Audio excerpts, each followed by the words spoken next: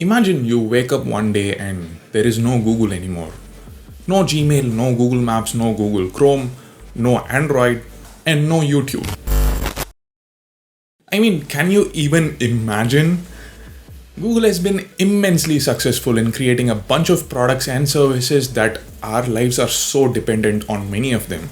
Now, can you believe Google also messed up a lot of things? Well, that's what we are gonna see in this video. 20 Google products or projects that failed miserably. Before we begin, let me introduce myself. My name is Ashwin Sundar. This is Technology Jock. Subscribe to the channel if you find this video interesting and hit the bell icon for more videos like this.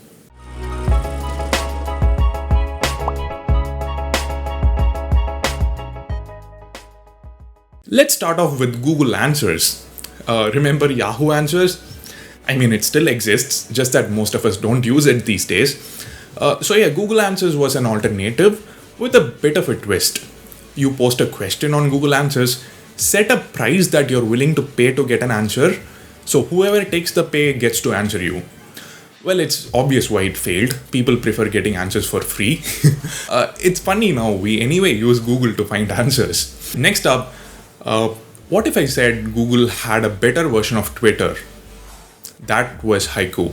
It was founded by a couple of Finnish developers, but was bought by Google later to expand the service, let more people join the platform, and in the process, things went south and Jaiku kind of faded away eventually.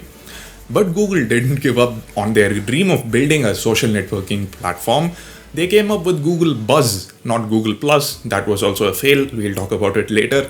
This is Google Buzz, which was integrated right into Gmail. You could post, like, comment, just like on any other social media platform. It was even integrated with Twitter to an extent. But slowly it came to light that it had some serious privacy concerns. Google was using users' Gmail data to push Google Buzz without asking permission from the users, which was unforgivable. So Google just decided to scrap it and come up with yet another social media platform later. Yeah, Google Plus. And guess what? That was also scrapped due to privacy concerns. According to the Wall Street Journal, there was a design flaw in the API that could expose private user data. Wall Street says Google knew about this in 2018 itself, but Google has acknowledged it only while announcing the shutdown of Google Plus a few weeks back. Anyway, it's now gone for good. While most of us didn't really bother about the demise of these Google social networks, what really made a lot of us sad was the demise of Orkut. Yep, Orkut also belonged to Google, and it was the only social network comparable to what Facebook is now.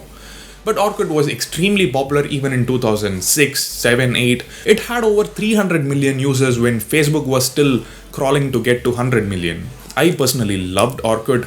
Have you used it? Do you miss writing scraps? Let me know in the comment section. We'll discuss. Okay, now enough of social network fails. Let's look at some services that Google introduced that could have given tough fights to some big names today. Google Ride Finder. This was available even before Uber.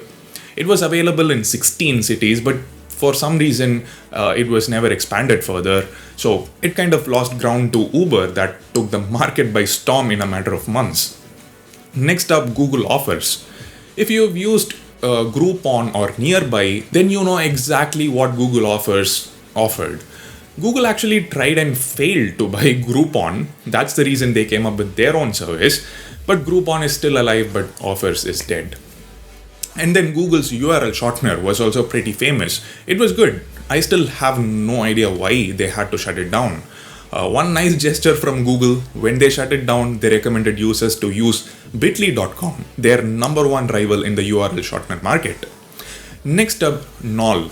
With Knol, Google wanted to rival the legendary Wikipedia, but it was obvious right from the get-go that Wikipedia was irreplaceable. The fact that Wikipedia lets users create and manage pages makes it the best out there, makes it manageable over a period of decades, so Knol was never going to catch up. It's really funny now, when you search for Knol, the first result is a Wikipedia entry about it.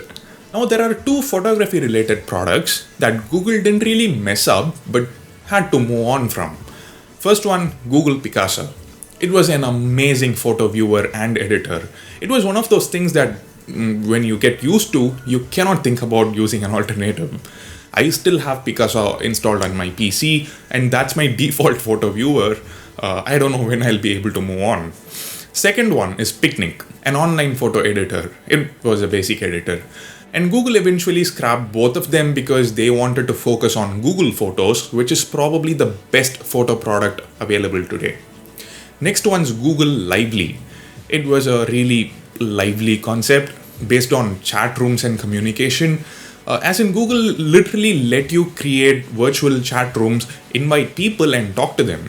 Sounds really fancy, and it was really fancy. That's why it didn't do well. The novelty factor just wore out in a short span of time. Just like some fancy features on our smartphones, they are nice to show off, but we don't really use them frequently, right?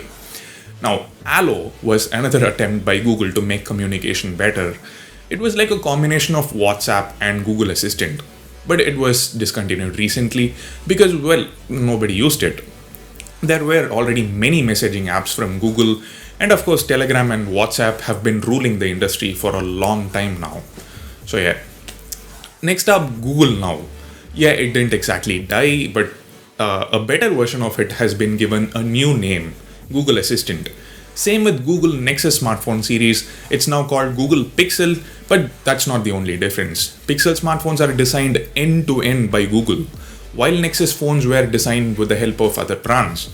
Now, Project Tango also suffered the same fate because Google came up with a new software development kit called AR Core, which doesn't require super high-end cameras, but Project Tango demanded super high-end cameras. Next on the list, Chromecast Audio. Amazing product in my opinion. But there are similar products. Bluetooth adapters can do the job actually.